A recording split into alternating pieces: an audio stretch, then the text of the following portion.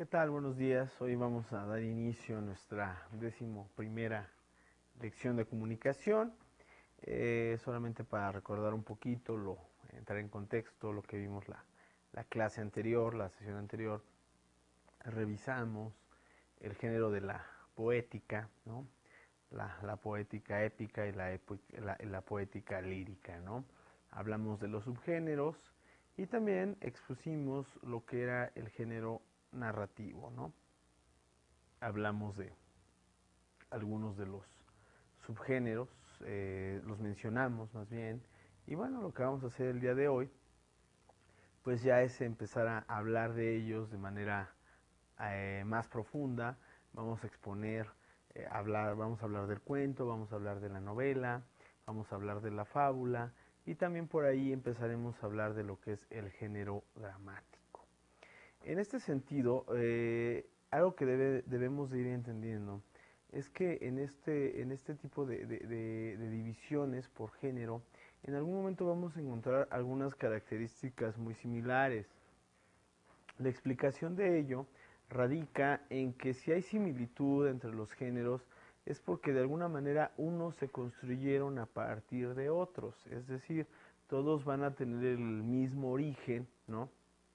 Y por lo tanto es comprensible que tengan características pues muy similares. Entonces, bueno, ya con este entendido, pues hay que empecemos, ¿no? Aunque tengo por ahí otra observación que radica en que nosotros debemos ir entendiendo estos géneros literarios en cuanto a la aplicación de ellos en la vida cotidiana. Es decir, que si nosotros nos vamos a acercar a un libro, vamos a comenzar la lectura de un libro, de un artículo, de una revista, etcétera, de cualquier publicación, empecemos a encontrarle características de los géneros que vamos a explicar, sus cualidades, sus particularidades, sus especificaciones, ¿ok? Dado que en esta parte del examen es lo que nos van a pedir, identificar no solamente una figura retórica, como ya las habíamos mencionado, sino también inclusive encontrar qué tipo de género es un pequeño relato, cuáles son las cualidades del personaje, sus características y demás. Ahora bien, pues comencemos. Vamos a hablar del cuento. Dice que el cuento, ahí el texto en pantalla dice que es un género narrativo de extensión breve, en prosa, de asunto ficticio, que posee una trama sencilla, es decir, reducida generalmente a una sola acción, pocos personajes y escasas descripciones. El cuento nació siendo popular y transmitido oralmente para pasar a ser culto y literario a partir del siglo XIV y adquirir su mayor auge en el siglo XIX. Dice, los cuentos populares fueron imitados enseguida por autores de nombre conocido, pero para más tarde ser compuestos originalmente y así llegar a la época contemporánea. Todos estos cuentos reciben el nombre de literarios, que entre otros caracteres han ido perdiendo su afán moralizador a cambio de ganar en belleza de estilo y elaboración artística. Bueno, ¿a qué nos referimos con todo esto? El cuento es una narración breve, una narración muy cortita, en la cual pues solamente se quiere exponer un determinado acontecimiento, una acción, ¿sí? En el cuento no vamos a encontrar, digamos, diferentes temporalidades, es decir, en un cuento no vamos a encontrar la vida de un personaje desde que nace hasta que muere. A eso se refieren con narraciones breves y con acciones concretas. Es decir, solamente vamos a encontrar un periodo muy breve de tiempo. Por lo tanto, las descripciones de los ambientes son escuetas, son muy parcas. También la descripción de los personajes en cuanto a su psicología es prácticamente inexistente. No nos narran nunca cuál es la manera de pensar nunca nos expone el autor la manera de pensar de sus personajes. La exposición del tema también es muy sencilla, es decir, de la trama también son tramas sencillas, son parcas, ¿no? Aunque en eso no quiere decir que carezcan de fondo, ¿no? Si en la forma son cortas, en el fondo sí tienen un contexto. También por ahí dice que nació como un relato popular. Así es. El cuento quizá tuvo su nacimiento, según los teóricos literarios, durante la Edad Media, ¿sí? A través de narraciones que se pasaban de generación en generación. Es decir, ocurría un hecho extraordinario para ellos, que podía ser un hecho violento, un hecho feliz, ¿no? Y lo que hacían es que lo iban contando de generación en generación. Obviamente, cada vez que se iba contando, se iba distorsionando. Es decir, iba perdiendo su apego a la realidad o a lo que en realidad sucedió, o sea, al acontecimiento en sí. Muchos de estos cuentos, en algunos casos, eran historias verdaderamente violentas, verdaderamente trágicas, y algunas inclusive subidas de tono, es decir, algunas inclusive de carácter erótico picaresco. También, en este sentido, lo que sucedió a partir del siglo XIV, XV, XVI, XVII más o menos, y específicamente entre el 17 y el 18, es que algunos literatos de ese momento lo que hicieron fue recopilar estas historias de tradición oral y empezarlas a transcribir y darles otro matiz. Ahora bien, en ese sentido, y llevando la misma línea, los cuentos casi siempre los relacionamos con los niños, ¿no? Casi siempre que nos viene a la mente los cuentos, pues los cuentos infantiles, ¿ok? Bueno, pues muchos de estos cuentos de los hermanos Grimm, de Anderson, ¿no? De siglo XVIII, principios del siglo XIX, son narraciones que tienen su origen en el medievo, narraciones, vuelvo a lo mismo, de un origen picaresco, de un origen terrorífico, ¿no? En el que más tarde, pues, vamos a encontrar ya matizados con estos autores que acabo de mencionar, ¿no? Ya de alguna manera, hasta cierto punto, un poquito maquillados, colocados, inclusive en esta literatura infantil muy rosa, ¿no? En la cual, bueno, pues los personajes se enfrentan a una serie de situaciones de las cuales salen avantes, pero que según la tradición oral, originalmente los personajes no salían avantes, ¿no? Aquí tendríamos que tomar en cuenta que estos cuentos, cuando nacen, también en buena medida por la tradición oral, no eran precisamente para dormir a los niños, sino al contrario, se narraban este tipo de cosas para tratar de infundir una cierta moral, ¿no? Tratar de, por medio de algunos elementos, hablar de una moral, ¿no? Un ejemplo de estos, bueno, bien podría ser el mismo cuento de Caperucita Roja, ¿no? Que, bueno, pues es una niña o una casi adolescente que, bueno, tiene que llevar alimentos a su abuela, pero, bueno, pues en vez de irse por el camino largo, ¿no? Pero seguro, se va por el camino corto, ¿no? Que es inseguro. Y bueno, además hay que tomar en cuenta, es Caperucita Roja, aquí tiene un elemento de color que es el rojo, que bueno, pues siempre y en la Edad Media primordialmente estaba relacionado con la pasión, ¿sí? Con una pasión erótica, ¿no? Entonces por ahí tenemos ese elemento y bueno, pues esta chiquilla que corre por un camino más largo e inseguro, pues se encuentra con un lobo. Evidentemente un lobo no habla, sino que se refieren a un sujeto, a un hombre, con ciertas cualidades de lobo. ¿En qué sentido? En el sentido de la manera en la que puede pervertir a esa menor. Y bueno, de eso se trata, o sea, realmente, originalmente ese es el relato, o parte del relato original de Caperucita Roja, que después lo que se hizo fue matizarlo y bueno, pues llevarlo a un buen fin. Lo mismo podríamos decir de cuentos como Hansel y Gretel, ¿no? O inclusive el cuento de la sirenita. Hay que recordar que por tradición oral, las sirenas siempre han sido causa, o bueno, entre las narraciones de la Edad Antigua y de principios de la Edad Media, las las sirenas, en su sentido original o en su contexto original, son aquellas que pierden o pervierten a los hombres, ¿no? Entonces también por ahí encontraríamos algunos asegúnes y cómo se fueron matizando para hacer de estas narraciones, digamos, picarescas, subidas de tono, agresivas o violentas, cómo las fueron matizando los autores posteriores al Renacimiento, ¿no? Y cómo las fueron modificando para hacer relatos hasta cierto punto bellos y moralizantes. ¿Ok? Ahora, este afán moralizador del cuento, se ha ido perdiendo, si bien vuelvo a mencionar, el cuento ya literario como tal empieza a aparecer en forma de cuentos infantiles, poco a poco ha ido adquiriendo otros matices durante el siglo XIX y el siglo XX. El siglo XIX fue en Europa un siglo, y hasta cierto punto también en América Latina, un siglo en el cual este género, el cuento, fue muy prolífico, se escribió muchísimo cuento, primordialmente en países como Inglaterra, en países como Alemania, en todos estos países de la zona norte de Europa, el cuento fue un género demasiado socorrido debido a que exponía las cosas de una manera muy rápida, ¿no? Y más en esos tiempos que se empezaban a vivir de forma más rápida debido a la industrialización.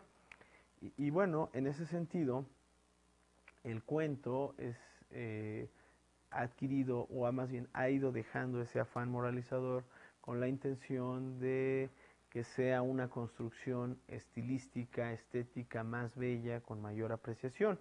En el caso del cuento, el cuento contemporáneo, ¿no? O digamos para contarlo a partir de la segunda mitad del siglo XX, del siglo pasado, el cuento ha ido modificándose y ya no tiene finales felices. Inclusive ya los finales del cuento son inciertos. Aquí encontramos cuentistas importantes en el caso de México, como Juan Rulfo, ¿no? Como Vicente Leñero, como José Emilio Pacheco. En el caso de los cuentos de Juan Rulfo estaríamos hablando de el libro del Llano en Llamas, que es una serie de pequeños cuentos cortos en donde relatan un México postrevolucionario e inclusive el México cristero. Son situaciones del México rural específicamente de lo que hablan los cuentos de Juan Rulfo. En el caso de José Emilio Pacheco, bueno, sus narraciones son más de tipo urbano, son sobre algunas problemáticas a las que se enfrenta un ciudadano común y corriente, inclusive de la Ciudad de México. Para el caso de Vicente Leñero, bueno, pues él escribe casi, bueno, de los dos tipos de cuentos, ¿no? Cuentos que se desarrollan en ambientes rurales o bien cuentos que se desarrollan en ambientes urbanos y en algunos casos inclusive mezcla los dos, los ambientes rurales y los ambientes de tipo urbano. Ahora bien, la tradición cuentista mexicana inicia a finales del siglo XIX, primordialmente en el periodo porfirista.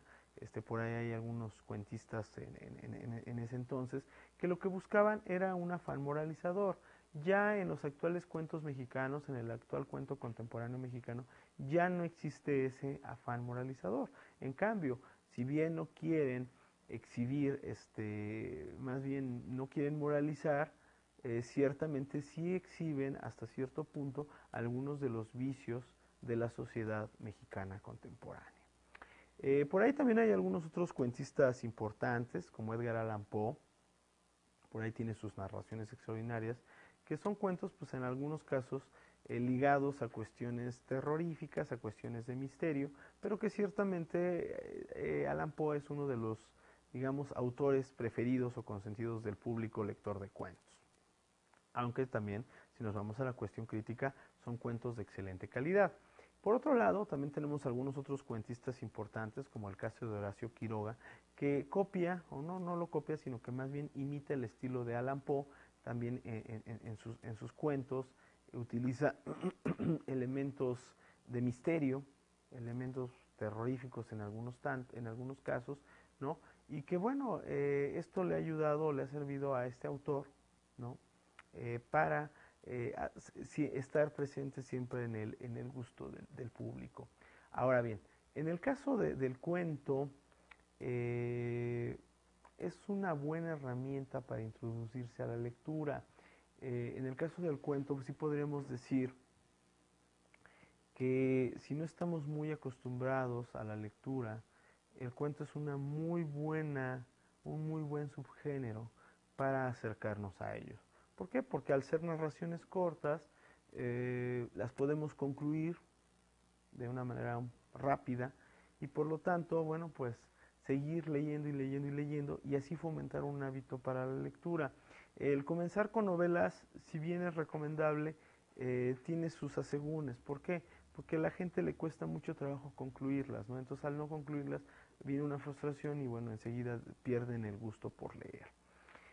El cuento, hoy en día, como ya volviendo a la cuestión estilística del cuento, tiene mayores herramientas en ese sentido, está mejor escrito, está mejor planteado, ¿no? Y bueno, quizá la valía del cuento contemporáneo radica en que expone o exhibe los vicios de la sociedad. No con un afán moralizador, ¿eh? Eso sí tiene que dar claro. El cuento contemporáneo no busca moralizar a la sociedad, simplemente busca exponer las problemáticas cotidianas de cualquier sujeto, ¿sí? Ya sea hombre o sea mujer. Hoy en día ya encontramos cuentos en los cuales se habla de una situación dada en el tráfico, de una situación dada haciendo fila para algún trámite, una situación dada de un conflicto familiar, etcétera, ¿ok? Pero no por eso pierden su valía, sino que su valía radica en el estilo en el cual se escribe. Ahora hablemos de la novela. La novela es un género o subgénero más complicado, muchísimo más complejo por su extensión que el cuento, ¿sí? En el caso de la novela, pues tenemos un relato más largo, más extenso, y por lo tanto en el cual el autor pues tiene una mayor posibilidad de exponer los ambientes, es decir, en donde se desarrollan las acciones, exponer muchísimas temporalidades, es decir, en el caso de la novela, sí encontramos que el autor nos puede narrar desde el nacimiento de su personaje hasta su muerte, ¿no? Pasando por diversas temporalidades, por diversos periodos, lo cual pues nos habla de diversos ambientes y también del temperamento y de los cambios más bien del temperamento del protagonista, pero también de los personajes secundarios. En el caso de la novela, el autor sí nos va a hablar de la psicología del personaje, inclusive en algunos casos hay autores que exponen inclusive la psicología hasta de los personajes secundarios. Ahora bien, según Galdós, ¿no? Para que entendamos un poquito más esto, a qué nos referimos con que la novela es más extensa en muchos aspectos, según Benito Pérez Galdós, un prolífico novelista español de finales del siglo XIX, principios del siglo XX, nos dice la imagen de la vida, él ve de esta manera la novela, dice, la novela es la imagen de la vida y el arte de componerla estriba en reproducir los caracteres humanos. Es decir, él encuentra en el caso de la novela el vehículo más ideal para exponer los caracteres humanos, las formas de ser del hombre. Dice, las pasiones, es decir, lo que desvive al hombre, las debilidades, es decir, lo que corrompe al hombre, lo grande y lo pequeño del hombre, es decir, tanto en acciones como en actitudes, como en creación, ¿no? Las almas y las fisonomías, es decir, está hablando inclusive del aspecto psicológico, así como también del aspecto físico, es decir, la novela le sirve a Galdós, o Galdós dice que la novela sirve para exponer todo eso, no solamente el alma, no solamente lo interno, sino también el físico de sus personajes. Dice todo lo espiritual y lo físico que nos constituye y nos rodea. Es decir, para Galdós no hay mejor vehículo que la novela para hablar de todo lo que tiene que ver con lo humano, desde lo interior hasta lo exterior, desde lo que crea hasta lo que destruye, de lo que lo hace grande hasta de lo que lo hace pequeño, es decir, de lo que lo hace exitoso hasta lo cual lo corrompe, ¿ok? Y luego dice, bueno, a diferencia del cuento, la novela incluye un mayor número de personajes e inclusive profundiza en sus diferentes particularidades, que es lo que yo mencionaba hace un momento, ¿no? Que la novela, al ser un relato más extenso, el autor puede dar un mayor número de detalles en cuanto a los ambientes en los cuales se desenvuelve la acción de los personajes, ¿no? Hay mucha descripción en la novela, eso es algo que se agradece muchísimo. ¿Por qué nos hablan, si nos hablan de una casa, no nos escriben de qué color es la casa, cómo son las ventanas de esa casa, de qué forma es la casa, el piso, los muebles, cómo el personaje se mueve a través de ese nuevo ambiente o de ese ambiente al que se está enfrentando? Y también las temporalidades.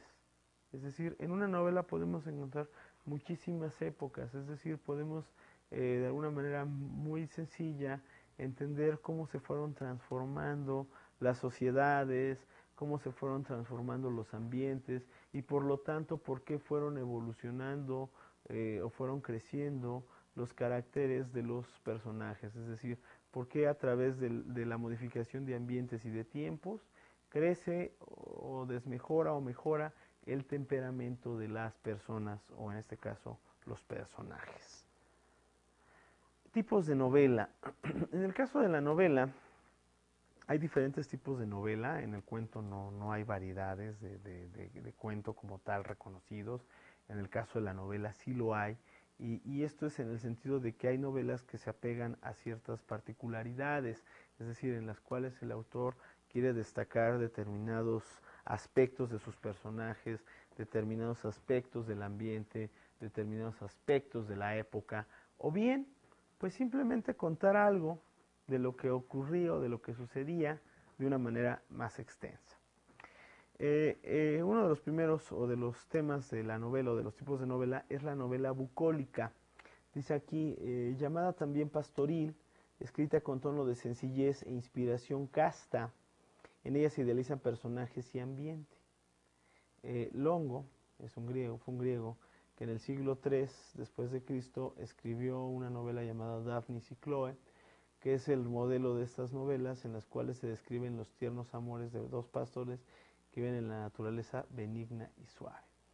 Si bien la novela bucólica no es rosa, en este caso nos relata nace en un ambiente pastoril, es decir, nos habla de los amoríos y de las situaciones a las que se enfrentan una pareja de pastores, ¿no?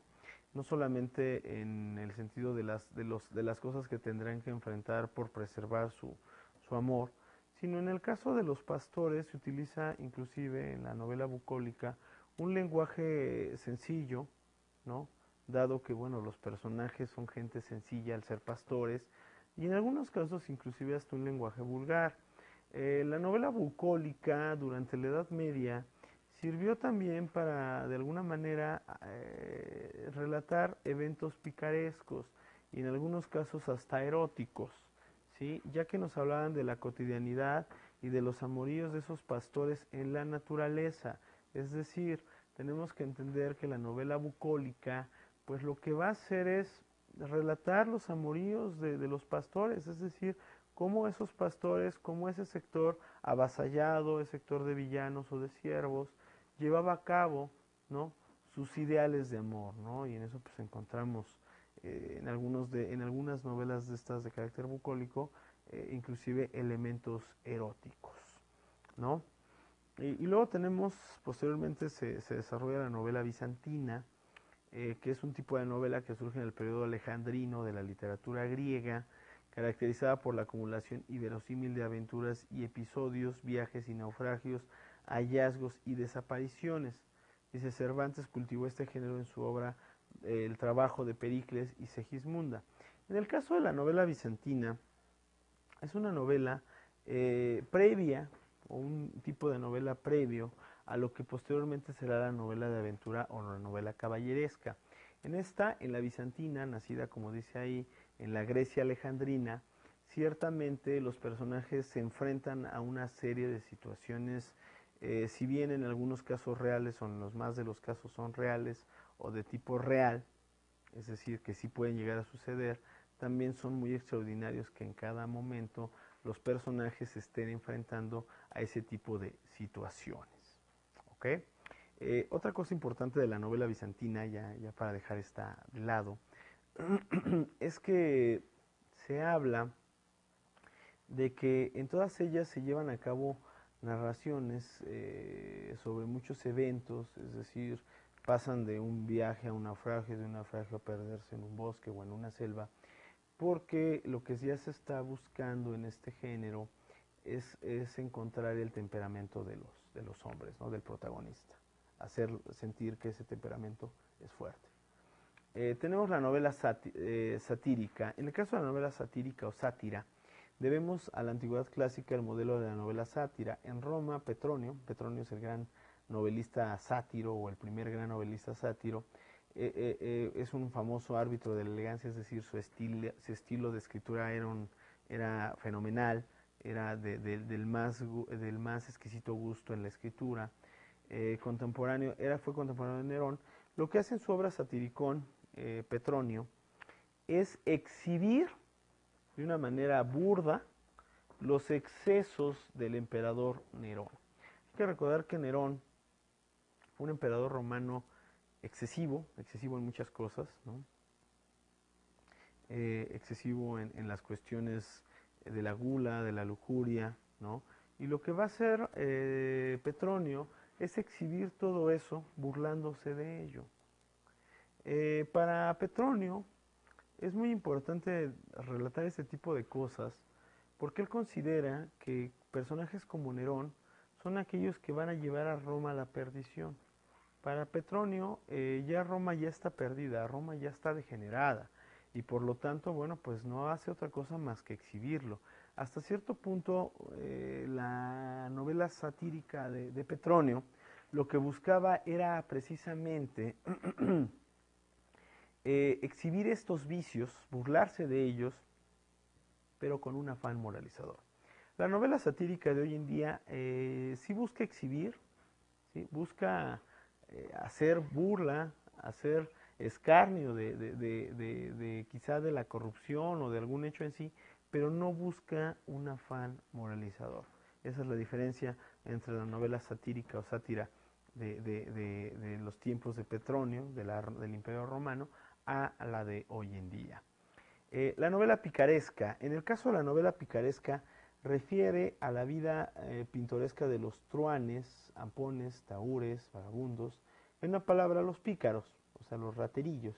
Algunos críticos dicen que este tipo de novela surgió como una energética reacción del espíritu español realista contra el falso idealismo caballeresco pastoril.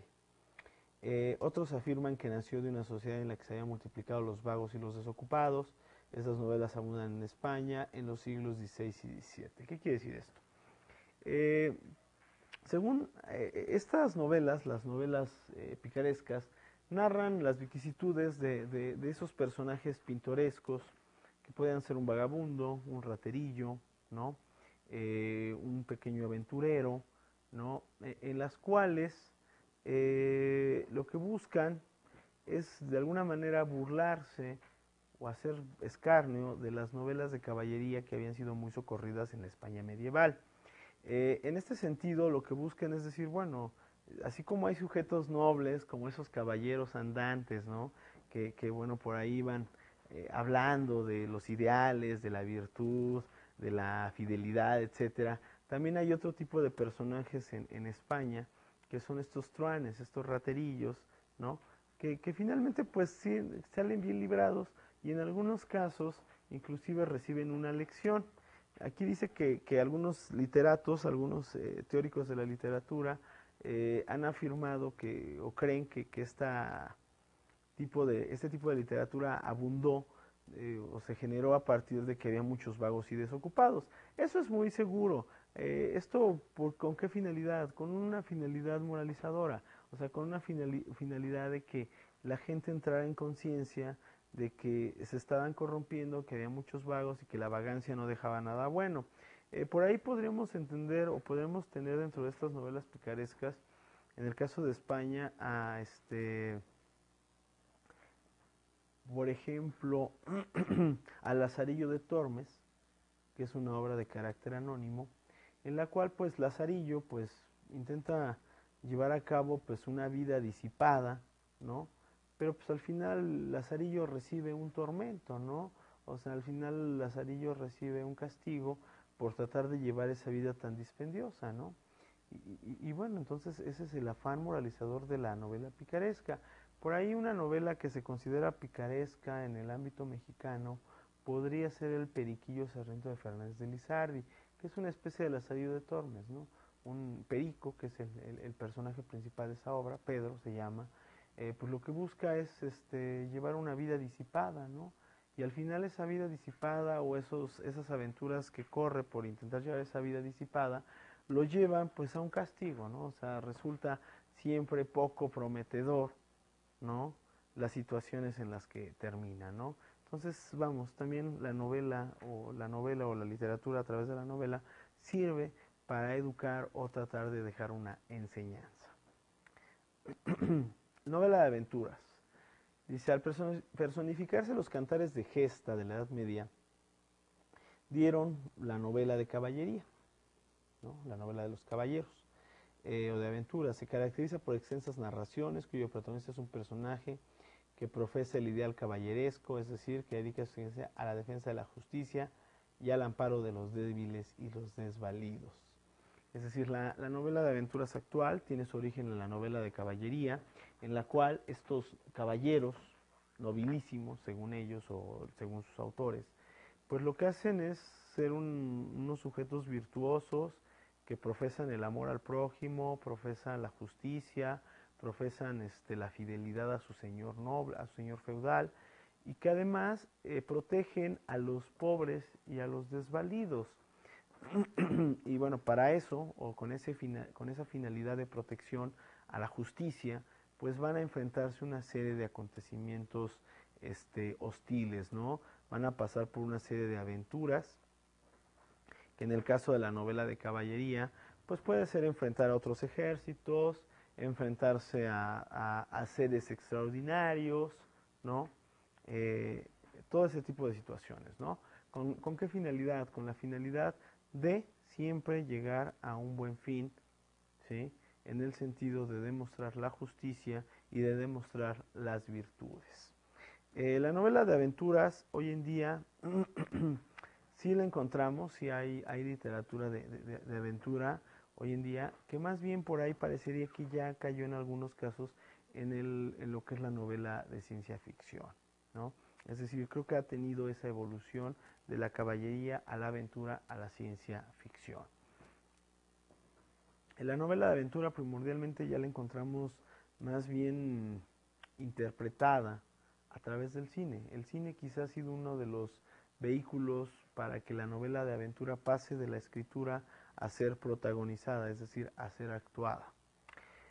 También tenemos la novela gótica, y en el caso de la novela gótica se cultivó en el siglo XVIII, se caracteriza por el eclesiastismo romántico, es decir, habla de las iglesias, o sea, de los templos, y lo arquitectónico, ruinas, iglesias, monasterios, etcétera. Pertenece a un tipo de relatos de misterio, de terror, y cuya intriga se desarrolla en un viejo castillo gótico en el que suceden acontecimientos extraños e inquietantes.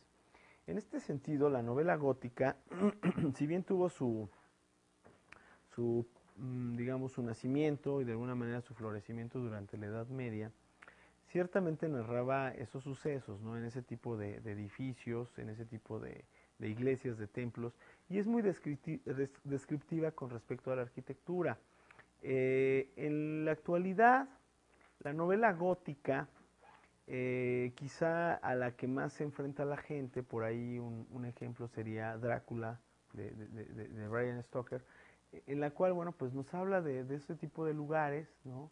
En donde es una arquitectura completamente gótica y donde suceden además eventos extraordinarios y terroríficos o misteriosos.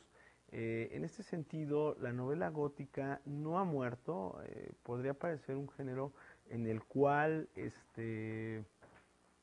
hoy en día ya no lo hay, sí existe, a lo mejor de baja calidad, pero sí ha permeado inclusive en las masas populares.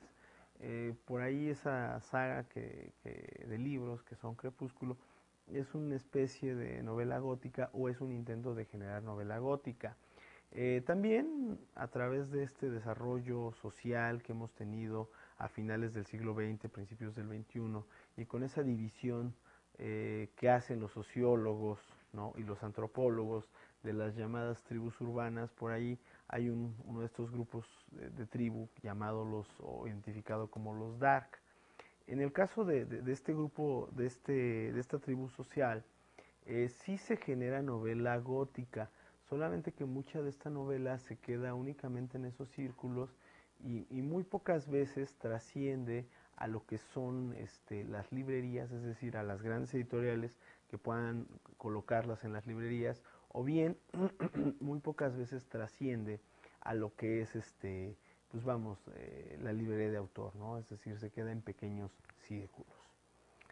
La novela histórica quizá es aquella que está dentro de las consentidas o de las favoritas del público lector.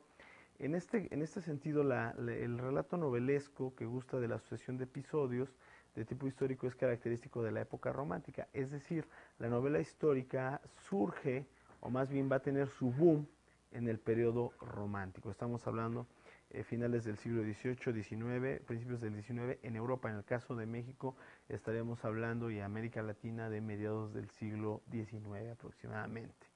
La novela histórica versa sobre argumentos o temas reales sucedidos en el pasado con respecto a la época en que se escribe. Es decir, se está tratando de exponer una realidad de un hecho pasado. En el caso de la novela histórica, hay que tomar en cuenta que se está relatando o se está tratando de relatar sucesos de carácter real, aunque evidentemente hay aspectos ficcionales. La novela histórica no suple la lectura de un libro de historia. Esto debe de quedarnos claro. Nos ayuda a entender una sociedad pasada, nos ayuda a entender quizá el por qué ocurrieron las cosas, pero no va a suplir nunca a un libro de historia, ¿sí? Es una buena manera de acercarse a la historia, mas no es un libro de historia. Se dice que la mejor historia de Roma es la novela Quo Vadis de Enrique Sienkiewicz, y bueno, pues es una novela extraordinaria sobre esa Roma ya decadente. También están las novelas de Walter Scott, basada en la historia de la Inglaterra medieval, y quizá una de las también más grandes novelas históricas son los episodios nacionales de Benito Pérez Galdós, en el cual habla de la historia de España o relata la historia de España. Para el caso de México tenemos también novelistas históricos. Estos novelistas, bueno, pues tenemos a Fernando del Paso, quien escribió las Noticias del Imperio, en donde relata la época o el periodo del Segundo Imperio Mexicano, el Imperio de Maximiliano. Es una obra con una excelente calidad estilística, en donde los hechos históricos los narra de una manera muy sencilla, combinado con la ficción, ¿no? También por ahí tendríamos otros novelistas históricos, el caso de Enrique Serna, quien, bueno, pues escribió El seductor de la patria, que es una novela en la cual narra la vida de Antonio López de Santana, aquel dictador del siglo XIX mexicano.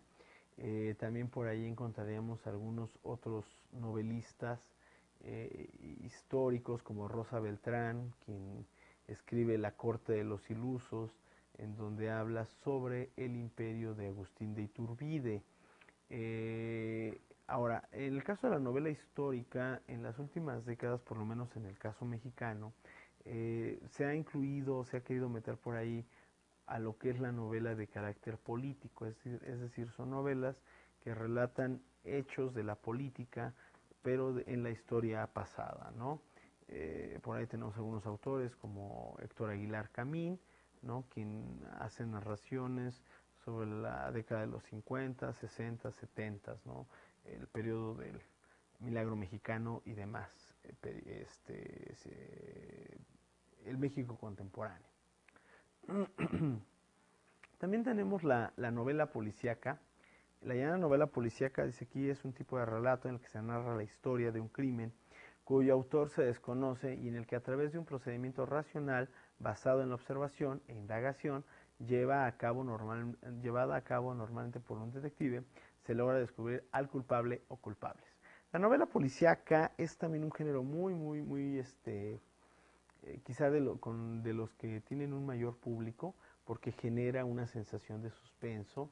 Y en el caso de la novela policíaca, bueno, pues se habla que tiene su origen también en la novela de caballería y que, bueno, fue evolucionando hasta lo que es actualmente. En este sentido también tenemos algunos novelistas policíacos del siglo XIX, con obras importantes como Sherlock Holmes, ¿no? Aunque también por ahí los relatos de Allan Poe también se menciona que son de carácter policíaco y sí, en realidad lo son. También a Oscar Wilde. Y en el caso mexicano o latinoamericano más bien, tendríamos a novelistas policíacos de la talla de Rafael Bernal, ¿no? Quien escribe una obra que es el complot mongol, que es, bueno, pues se trata de desarticular la posibilidad de un atentado contra el presidente de los Estados Unidos en los años 70 en una visita a México, ¿no? Aquí, bueno, pues no solamente encontramos el elemento narrativo de un agente mexicano que trata de desarticular este complot, sino también nos habla del ambiente político internacional de ese momento, que es la Guerra Fría, ¿no? También por ese mismo lado, con respecto a la novela policíaca contemporánea, tenemos quizá uno de los más grandes, que es Truman Capote. Truman Capote tiene un relato policíaco llamado A Sangre Fría. En A Sangre Fría, Capote pues nos habla de una serie de asesinatos, de varias muertes, y nos va llevando de cómo se van descubriendo o cómo se va llevando a cabo toda la investigación con la finalidad de descubrir al asesino. Truman Capote no solamente tiene esta obra de Sangre Fría, sino también por ahí tiene algunos otros pequeños cuentos de carácter policíaco o de suspenso. En el caso de la novela policíaca, en las últimas décadas también ha cobrado muchísima fuerza, primordialmente por el tipo de misterio, aunque también hay que tomar en cuenta, como dice ahí el texto en la pantalla, ya se lleva un procedimiento racional. Es decir, así como en Sherlock Holmes, o bien en La Sangre Fría de Truman Capote, o bien en el complot mongol de Rafael Bernal, ciertamente el autor ya nos está hablando de una serie de indagaciones, de inquisiciones que llevan a cabo los personajes, ¿sí?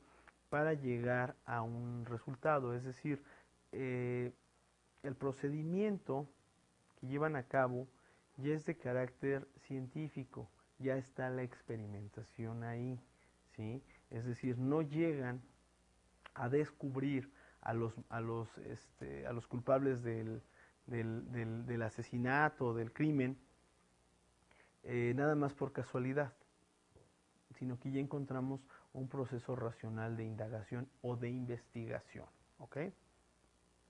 También tenemos la novela romántica, que también pues, es una de quizá de las consentidas del público. Esta es del siglo XVIII, los ingleses fueron importantes en ese sentido. Y en ella, bueno, ahí tenemos, como dice en el texto, la edición plena de estas novelas corresponde al romanticismo, pero fueron los novelistas ingleses del siglo XVIII quienes imprimieron este carácter de la novela, aun cuando exageran representando asuntos excesivamente tiernos y lacrimosos. Samuel Richardson, en sus obras Pamela y Clarissa, presenta un tema que gira en torno a las desgracias amorosas de dos señoritas. El mismo tema sentimental tiene la novela popular de Bernardino de Saint-Pierre, Pablo y Virginia, que cuenta el amor de dos niños educados en plena naturaleza en una isla lejana. Esto inclusive ya se representó en el cine, en lo que es la Laguna Azul, ¿no? En el caso de la novela romántica del 18, muchas de ellas tienen finales trágicos. Es decir, muchas de las novelas románticas no necesariamente van a concluir con un final feliz. Uno de los grandes novelistas románticos, ¿no? Y inclusive escritores de teatro, que es Goethe, que es un alemán, él escribió una obra llamada Werther, que aquí en algunas ediciones en español le han puesto el título de Las desventuras del joven Werther. Relata precisamente eso, un joven que se enamora un joven llamado Werther, que se enamora de una mujer llamada Beatriz, a la cual posteriormente descubre que es una mujer casada, una mujer que ama a su marido, y bueno, él empieza a tener una relación muy cercana a este matrimonio. Cuando él descubre, o más bien termina de darse cuenta que la posibilidad de concretar su amor con Beatriz es prácticamente imposible, pues lo que hace es suicidarse. Él lleva a cabo un suicidio en vista de que el amor pues, que él buscaba no se va a concretar. Ahora, la corriente romántica en su momento, este tipo de novelas como Werther, son de temáticas muy similares a otras, bueno, más bien, muchas de las temáticas van en ese sentido, orientadas en ese sentido, son muy descriptivas. La novela romántica es netamente descriptiva de ambientes y además es muy dada a exagerar los ambientes. Si el personaje está feliz y está mirando al cielo, el cielo es una cosa extraordinaria. Si el personaje está triste y está mirando al cielo, no, el cielo está gris y es una cosa verdaderamente tristísima, ¿no? Ahora, en el caso de la corriente romántica, en ese momento cuando se generó muchísimos suicidios, es decir, muchos que leyeron Werther se sintieron identificados con el personaje e hicieron exactamente lo mismo que este personaje creado por Goethe, ¿no? Entonces tuvo una gran repercusión, ¿no? El romanticismo quizás ha sido uno de los periodos literarios más prolíficos además. Tenemos la novela psicológica que describe sobre todo los conflictos espirituales y psicológicos, las relaciones espirituales de los personajes que son analizados minuciosamente, bien siguiendo el hilo de sus pensamientos a través de monólogos o bien transcribiendo aquellos textos, diarios íntimos, cartas, novelas, novela epistolar, etc. Miren, en la novela psicológica lo que hacen los autores es recrear el pensamiento de su personaje ante una situación dada, una situación trágica, una situación feliz, una situación comprometedora. Es lo que en cine o en televisión llaman la voz en off. ¿Sí? Es cuando el personaje se queda pensando y se escucha, ¿no? Se detiene la imagen y se escucha lo que el personaje está pensando. Tenemos la novela de costumbres, dice, la observación de la realidad da origen a la llamada novela de costumbres o novela costumbrista. En esta se presentan conductas humanas de personajes, tipos analizados en su contexto histórico y entorno social como representantes significativos de un grupo humano y de su esquema de valores en el marco de una sociedad concebida como totalidad. La novela costumbrista o novela de costumbres se trata de recrear a los personajes más representativos de una sociedad en cualquier momento histórico.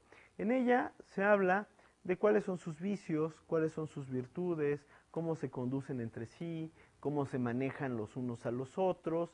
Y bueno, este tipo de novela, si bien comienza en Europa, y de hecho ha sido un género que en Europa no se ha perdido, y que bueno, comienza a partir de la Edad Media y después todavía trasciende en la época moderna y después todavía en el siglo XIX, ciertamente es en América Latina donde también va a empezar a presentar una gran fuerza, ¿no?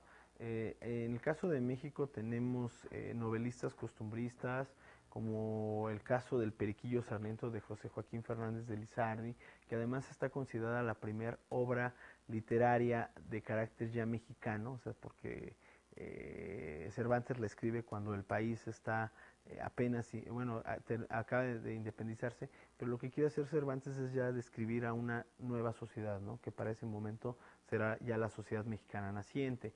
Tenemos un Manuel Paino con Los bandidos de Río, donde también habla de todo tipo de personajes, ¿no? Habla de los pobres, habla de los ricos, habla de los sacerdotes, habla de varios ambientes como los mercados, los conventos, ¿no? El México rural del siglo XIX, etcétera. Aunque también tenemos otros autores importantes en el caso de la novela de costumbres, ¿no? Ahí está el famoso Martín Fierro, que es una novela gauchesca, una novela argentina, en la cual también nos habla de las vivencias y de las formas de conducta de los gauchos argentinos. ¿Ok? También tenemos la novela naturalista y realista, que esta es una novela que surge en la segunda mitad del siglo XIX y que tiene su origen en la teoría de la evolución de Darwin y en los descubrimientos científicos acerca de la psique y acerca de la psiquiatría, en la cual, en esta novela, nos habla de los vicios humanos, habla de cómo se ha corrompido la humanidad. En algunas de estas novelas, inclusive habla de cómo el nuevo estilo de vida urbano corrompe a la sociedad, ¿no? Es decir, cómo en las ciudades la gente se envicia, la gente es lujuriosa, la gente se alcoholiza, la gente es corrupta, ¿no? Y bueno, ellos dicen, los novelistas realistas o naturalistas, exponen este tipo de cosas en relación a que la sociedad se corrompe por evolución, ¿sí? Es decir, ya están hablando inclusive de enfermedades sociales como el alcoholismo, la drogadicción, ¿no? Etcétera. El modelo Honorato de Balzac es uno de los grandes novelistas naturalistas y realistas. También tenemos la novela de tesis, que es una novela que lo que busca es una enseñanza, es decir, el autor lo que hace es plantear un tema polémico, ¿no? Y bueno, lo que hace es que a través de los diferentes acontecimientos por los que pasan los personajes, demostrar un comportamiento, ¿sí? Es decir, demostrar una patología social o una patología individual. También tenemos la novela actual o novela contemporánea, que bueno, pues se toma a partir de la segunda mitad del siglo XX. Y en esta novela es una novela de carácter más individualista. Tenemos algunas corrientes importantes como el existencialismo con Jean-Paul Sartre, que escribe La náusea, ¿no? En la cual habla sobre un sujeto que a partir de un evento amoroso o del rompimiento de un amorío, pues tiene una serie de problemas en su trabajo, en su forma de manifestarse ante los demás. Y también es importante, ¿no? Mencionar que en ella Sartre habla de algo llamado de la corriente existencialista, ¿no? Esta corriente en la cual el individuo pues se ve a sí mismo, se importa a sí mismo y realmente es como la sociedad humana se va degenerando. También por ahí tendremos a Albert Camus con El extranjero, ¿no? Un sujeto que tiene un empleo común y corriente y que además no le interesa trascender más allá. Esto también estaría muy ligado a Kafka con la metamorfosis, ¿no? Un sujeto que al final se vuelve una cucaracha debido a la mediocridad de vida que ha estado llevando. En estas, bueno, los hombres son representados como hombres asquerosos, vulgares, esclavos atormentados, víctimas indefensas, negociantes arribistas, mentirosos y libertinos. Es decir, son sujetos ya más humanamente apegados a la realidad. La fábula. Tenemos la fábula. En el caso de la fábula, es un relato breve de ficción protagonizado por animales, ¿sí? Son estos relatos que crea Esopo, ¿sí? Este griego, y que bueno, en el cual mezcla en algunos casos humanos con animales o simplemente animales, y que bueno, son relatos muy cortitos en los que buscan al final dejar un aprendizaje. Este aprendizaje se llama moraleja. Algunos incluyen la moraleja y otros tantos no la incluyen porque ya va implícita en el relato, ¿ok? También estos pasaron de formas verbales, es decir, eran cosas que se enseñaban de padres a hijos, es decir, era una manera en la que los padres en la antigüedad enseñaban valores a sus hijos.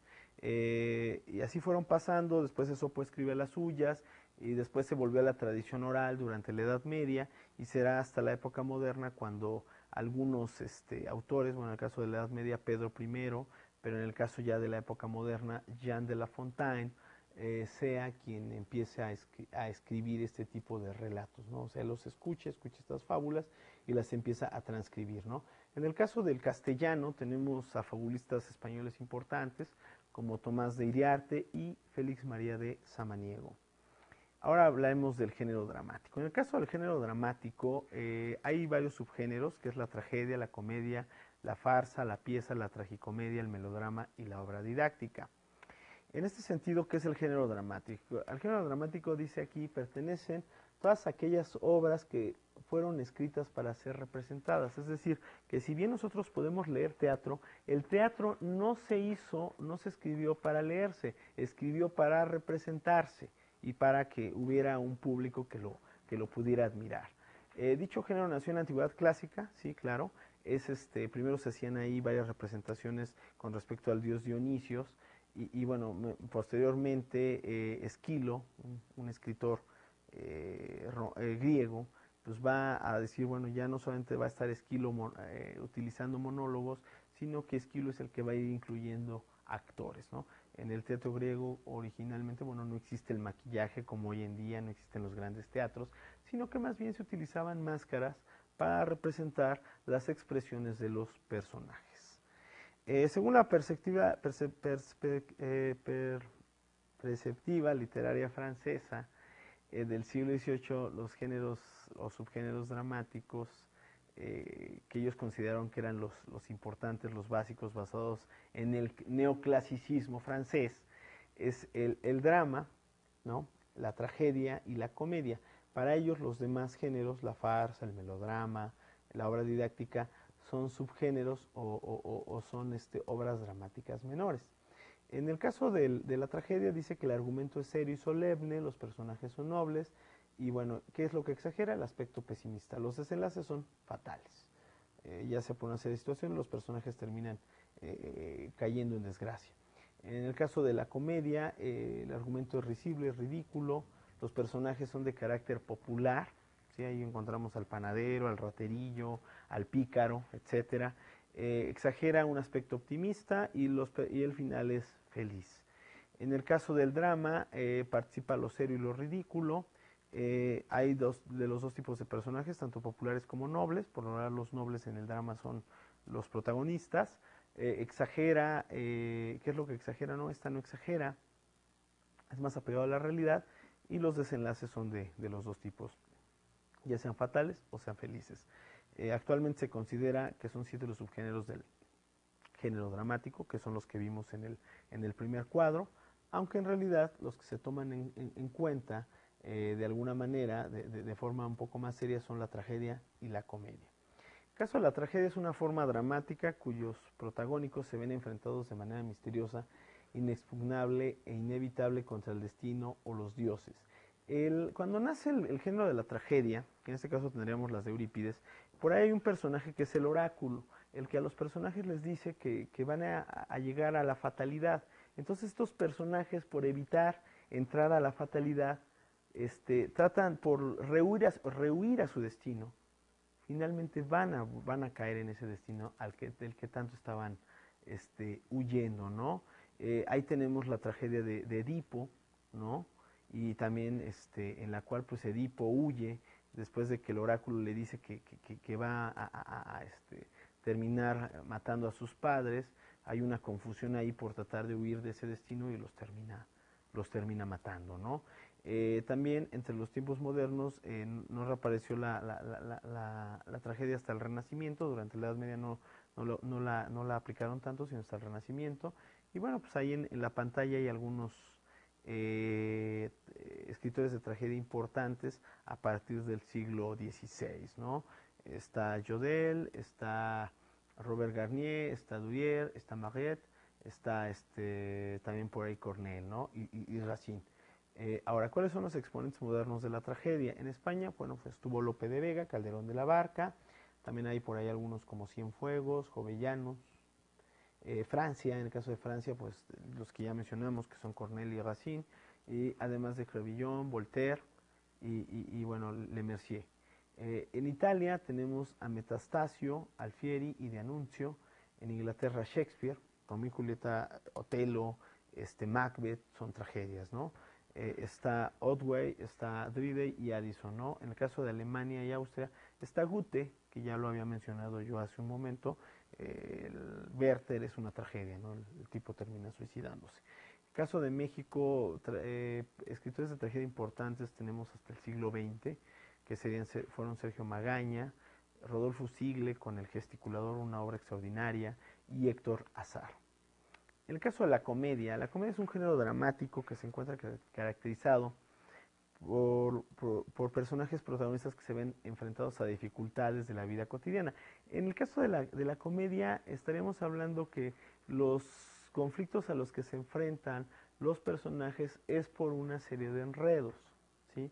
Es decir, por cuestiones de alguna manera, digamos, fácil de resolver, pero que se revuelven, es que se da la trama. En ellos, la comedia, uno de los afanes de la comedia es demostrar los vicios y los defectos de los personajes, ¿no? Es decir, se burlan de la debilidad humana, como dice ahí, hacen escarnio de por qué se corrompen los hombres. La comedia se originó también en el mundo griego, pero se fue desarrollando durante el medievo y luego en la época moderna hasta llegar a nuestros días.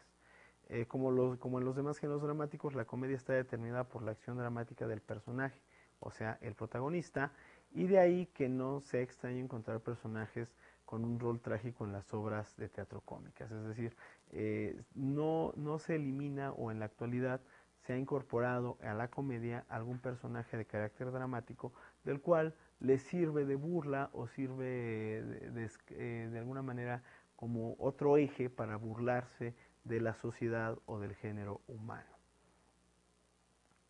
También otras características es que el personaje suele ser un sujeto común, es decir, el arquetipo de un mentiroso, un charlatán, un pícaro o simplemente una persona muy noble, la cual, bueno, pues debido a su nobleza o a su sencillez, pues es abusada por otros. Tiene un sentido ético. En el caso de la comedia, muchas veces el personaje considera que su moral no es una cualidad importante y enfrenta a una sociedad en la cual sus normas morales o sus valores éticos del personaje pues son completamente distintos. Eh, lucha por superar los obstáculos, casi siempre en las comedias, y bueno, pues por lo tanto hay un final feliz, ¿no? O sea, deja una enseñanza de que a pesar de los enredos puede sortearlos y puede llegar a un buen final. Fin de la lección. En esta lección que aprendimos, hablamos de los géneros narrativos, hablamos de los tipos de novela que había, las describimos, mencionamos algunos autores, y en el caso de los géneros dramáticos, pues también mencionamos la tragedia, mencionamos la comedia, y también mencionamos inclusive algunos autores. En la siguiente lección, bueno, pues abordaremos lo que es la literatura ya como tal. Empezaremos a hablar de la literatura antigua, de la literatura medieval e inclusive quizá lleguemos a la literatura renacentista. Por hoy es todo. Hasta luego, muchas gracias.